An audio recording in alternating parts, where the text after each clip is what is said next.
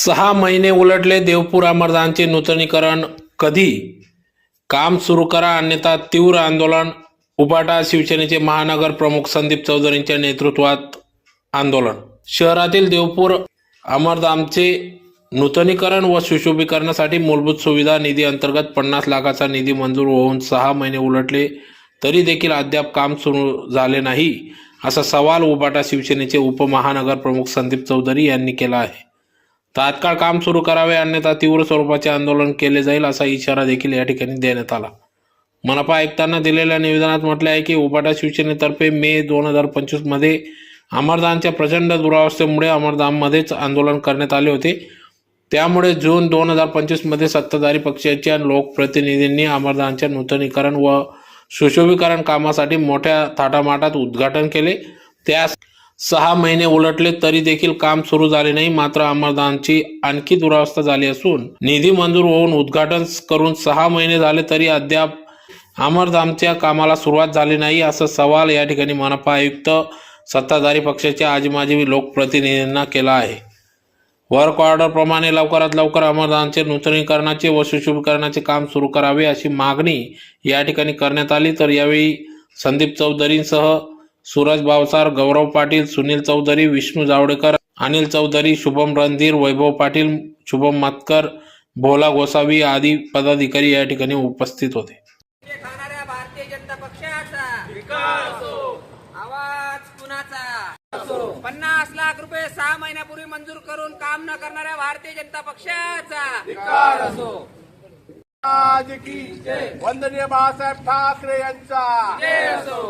उद्धव साहेब आगे बढ़ो, हम तुम्हारे साथ हैं. आदित्य साहेब आगे बढ़ो, हम तुम्हारे साथ हैं. अरे आवाज कुणाचा? शिवसेनेचा. शिवाजी महाराज की जय. आवाज कुणाचा? हिंदू अमरधाम असलेल्या हॉटेलची अशी दयनीय परिस्थिती गेल्या 7 वर्षापासून असून कोणीही नगरसेवक लोकप्रतिनिधी लक्ष देत नसल्यामुळे अतिशय दुरावस्था झालेली आहे. तरी मी आयुक्तांना विनंती करतो त्यांनी याकडे गांभीर्याने लक्ष देऊन तात्काळ या अमरधामची दुरुस्ती करावी, अन्यथा मोठ्या प्रकारचं आंदोलन शिवसेना उद्धव बाळासाहेब ठाकरे पक्षाच्या वतीने करण्यात येईल. छत्रपती शिवाजी महाराज की जय. भारतीय जनता पक्षाचा या भ्रष्टाचारी अधिकारी पाठीशी घालणारे या सरकारचा, या भ्रष्टाचारी ठेकेदाराला पाठीशी घालणाऱ्या या आयुक्तांचा. मे महिन्यामध्ये शिवसेना उद्धव बाळासाहेब ठाकरे पक्षातर्फे स्मशानभूमीच्या दुरावस्थेबद्दल आंदोलन करण्यात आलं होतं. त्यानंतर सत्ताधारी पक्षाच्या लोकांनी उद्घाटन करून मूलभूत सुविधा अंतर्गत 50 लाख रुपये मंजूर केले होते. परंतु जून महिन्यामध्ये 50 लाख मंजूर झाले. 8 डिसेंबर महिन्यात गेला, म्हणजे केवळ 6 ते 7 महिने झाले, अजूनपर्यंत सुद्धा स्मशानभूमीचं काम चालू नाही झालं.